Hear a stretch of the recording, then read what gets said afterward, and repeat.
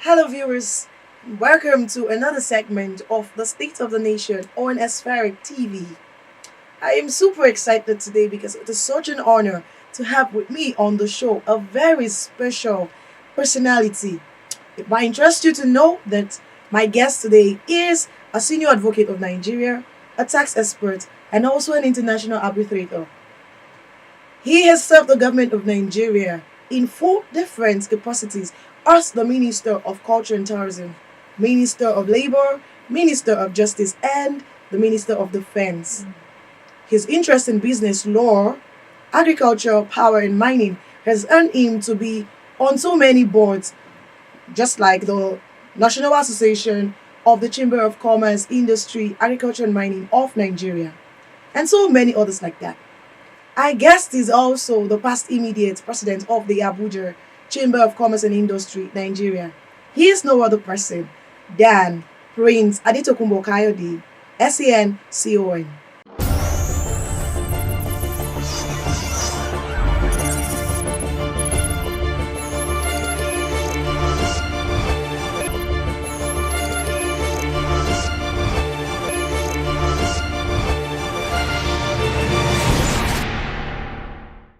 Well, first of all, I think congratulations to Nigeria for getting out of the negative side of growth. However small, growth is growth. So I think the point 1% of growth takes us technically out of recession. But you see, the important thing is not to think it's already uhuru, not to think that we've already won, we've made it. It's very easy to get out of recession. It's also as easy to slip back into recession. Agriculture is the main driver of our economy, and between 2017 and 2019, agriculture came down from about 3.5 to about 2.4%, contribution to growth. So we are not improving. There's a slight increase late last year, which is what really helped us technically to get out of this recession. But we really need to take a step back and plan properly. We need to target the critical areas of the agricultural value chain that can enable us develop, and sustain the growth. See, because it is just this inability to sustain the growth that is putting us into back in and out of recession. So we need to sustain the growth, and that means that the critical aspect of value chain for agriculture must really be, government must dwell seriously on. One, continued mechanization. Two, prioritization of key areas of agriculture. Three, value addition in agriculture.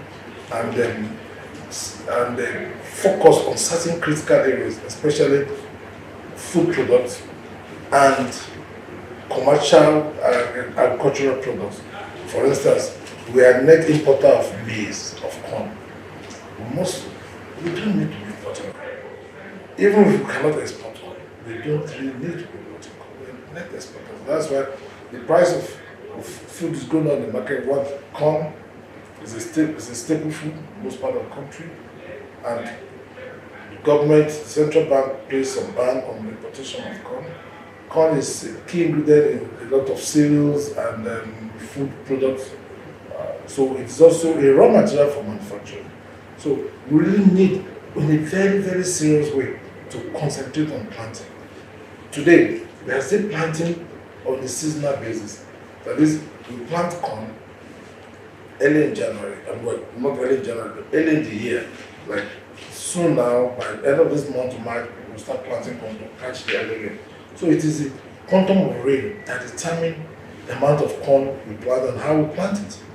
Okay? But you know that the early maize, it's a waste usually. People use it for snack. Whereas we should never be using corn for snack. Okay? And the real maize, the maize that really is really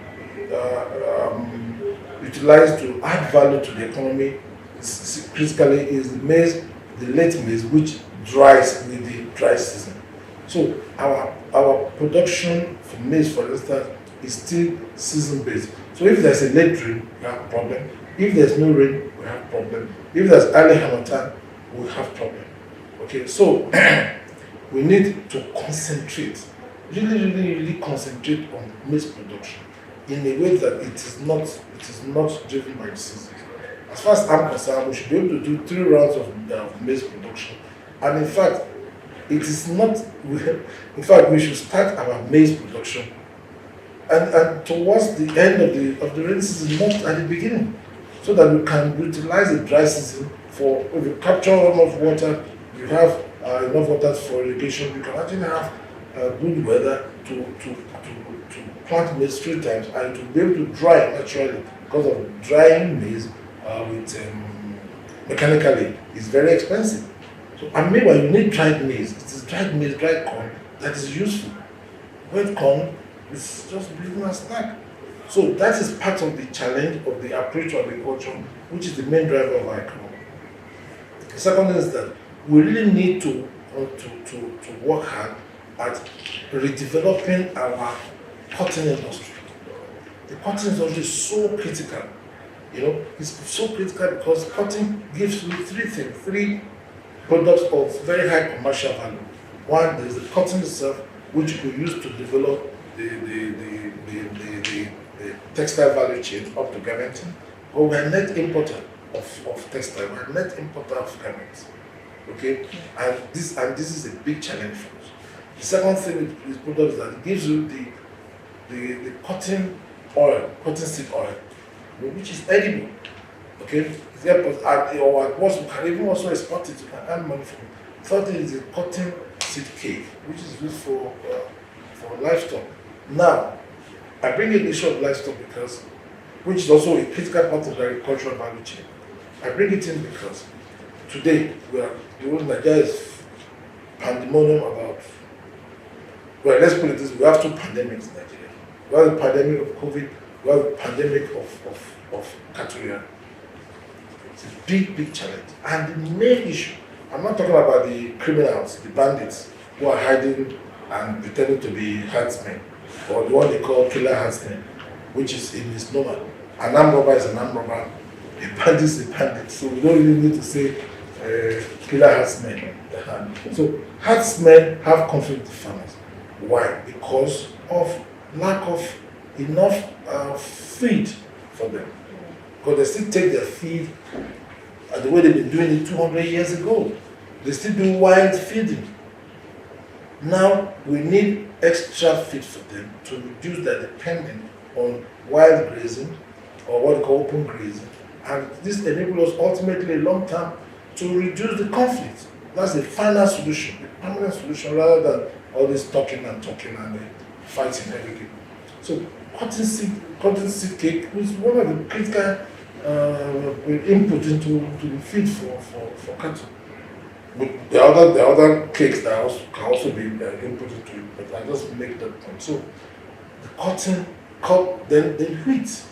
This morning I watched somebody on TV talking about Nigeria Users Association, and he spend more time talking about money than about actual production. So we are net importers of wheat, and we use a lot of wheat for bread, for other products like semovita and all those things. Meanwhile, we can backwardly integrate corn, maize into semovita and we're good. The same thing. So cotton, corn, wheat, I mean, in terms of commercial agriculture, you understand, and cattle is so critical.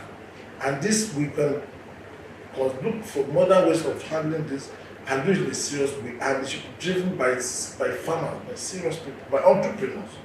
Really, not just those who want to take money from government in the name of being president of one association or the other. Not those ones. Those are just armchair farmers. You know? So it will help the economy. It puts it on the path of sustainable growth. It is that sustainability that will enable us avoid this yo-yo relationship between going below average, then you end up going to recession, and then out of recession, then going back into it. So that's very, very critical. I think the next other thing really, again, still agriculture related. We need to honestly take the issue of adding value to cocoa. This is one of the things that, for instance, as at last year, Ghana was happy to announce that Nigeria is the largest importer of chocolate from Ghana. And they put the figure about $70 million.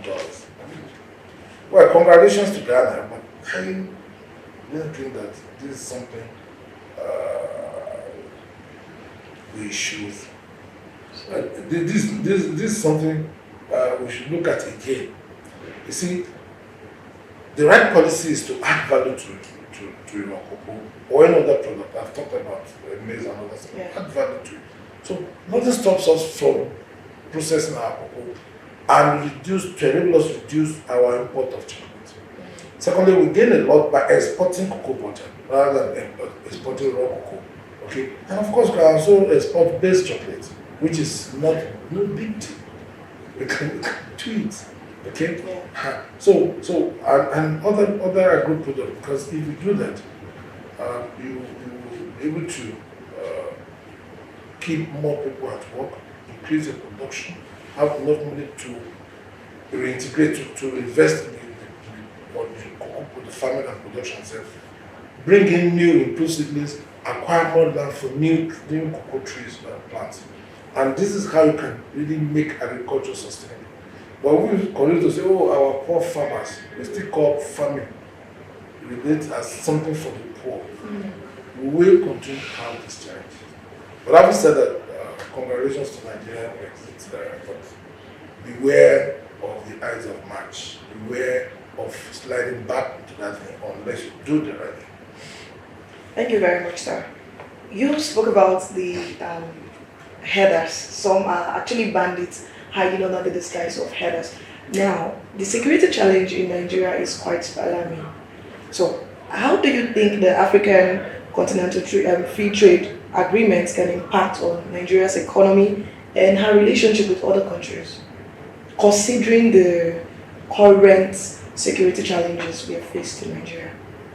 Well, first of all, I'm confident from information available from my own studies and research. Nigeria is not the only country that has security challenges. The average African country has serious security challenges, especially in the Sahel area, West Africa, going up north. They all have their challenges, serious challenges.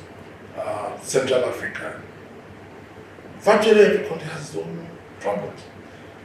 But it is not a reason for Nigeria also not to tackle its own internal security challenges. When we know the sources of these problems, we really know what we ought to do. Secondly, if you don't, then find somebody who can help you. So, but having said that, I think that the security challenges in most African countries will negatively impact on the proper implementation, at least for the moment, the immediate, of the African Continental Free Trade Agreement, because most of the goods for trade has to move by road, most of them, and especially within the sub-region, like within ECOWAS, for instance, we have to move them by trucks. Now, if bandits and criminals are robbing trucks, wheeling them, or hijacking canoes and all this stuff, all the problems in the Gulf of Guinea, yes, it will definitely negatively impact on it. But it is it's a challenge. It's not a terminal problem. It's a challenge that we can tackle and resolve it. And part of it is that each country should face, like Nigeria, for instance, we should provide leadership. We should face our internal challenges. It's humongous, but it's not It's not. There's no rocket science about it.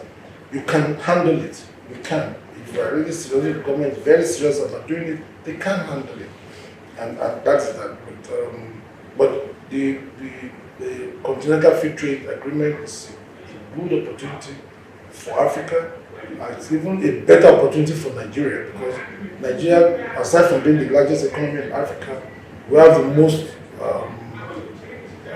outgoing people in Africa. We have very energetic, smart, fast, too fast sometimes for their own good, and then we can do a lot.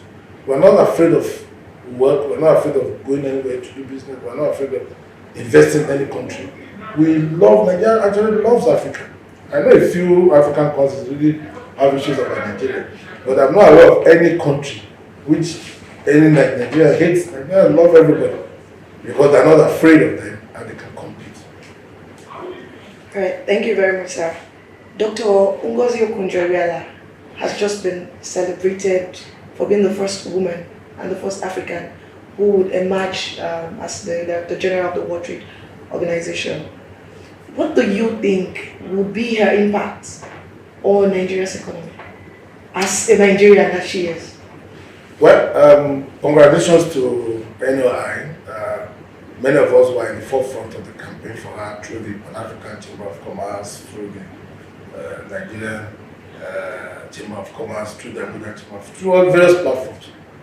We are very proud of her, not only being a woman, African, but more importantly because she's Nigerian, and we wish her well. No doubt the confidence, there's huge expectations from her, and there's a lot of people who feel confident that she'll be able to do a good job, and we think so too. So wish her well. Well, what would be her immediate impact on Africa and Nigeria? I don't know. I have my doubts whether there's much really change, because Africa is not really a key player in international trade. That's just the truth. Maybe in the future, but not now. And Nigeria is more so. We're not key players. We're not really. We are there. We're trying, but we have not really taken hold of any key critical sector of trade, international trade, that enable us to be a key player there. But maybe we can start off. For instance, COVID has opened the door for lots of opportunities for us. And now there's a discussion about vaccination. Billions of vaccines have to be produced. They have to be implemented. Producing vaccines involves 3 or 4 different things. One, having the technology to produce it, having the technology to mass produce it, having the technology to be able to produce the delivery system, the syringes, even the vial where it's kept, and all this stuff. There's a value chain involved. Now, why should everything be imported from UK or from Europe? Why shouldn't you key into that chain and set up plant to manufacture vaccines here, so that we can now flow with this new demand that the Europeans who have this the intellectual property patent for this vaccine should allow us to manufacture it here. So we can go to Nigeria is maybe about over 100, maybe about 200-300 million doses. As means you are giving about 150 million Nigerians. Then the whole of Africa, this is maybe about 2.8 billion doses. So why should those ones be brought from Europe? Why shouldn't they be manufactured here? So this is an area where, and the matter is presently before WTO, because there's a lot of pressure on WTO to persuade the Europeans and the Americans and those who have the intellectual property for the vaccines to allow us to produce it here. Okay, so she can impact on us, indirectly like that. Second, and at the same time support us to set up plants for manufacturing vaccines here. Okay, because I said not only describing the content of the vaccine, but also plan to be able to manufacture it here, produce content, produce the glass, to put it in, and produce the syringes and all things like the delivery technology, even the cold chain that's required, because you need to keep some of these things at about minus. You need to use nitrogen or something more stronger to keep it at about minus 60, 70 degrees minus. You know, so we that technology we can either fly it in or can actually begin to manufacture plants to do it here. And that's the best way to really key into the opportunities in the health sector created by COVID. And I want my own message to the Nigerian government is that take this bull by the horn now. Don't wait. There are many Nigerian entrepreneurs. I'm not talking about, again, outsourcing this as we love to do. Nigerian entrepreneurs who you can support. Who you can support to go into this sector. Okay? Yeah. To go into this sector and do it. The same thing goes for technology. That's also an area where, because e-commerce now, COVID has shown that e-commerce and technology and data is the way for the future. And this is an area where Africa, especially Nigeria, is not really doing much, even though we're a key player because of our population. So this is an area where Dr. Kayode can actually be useful to Africa. Put our weight around helping Africa to be part of the digital economy of the world and also be part of the health economy of the world.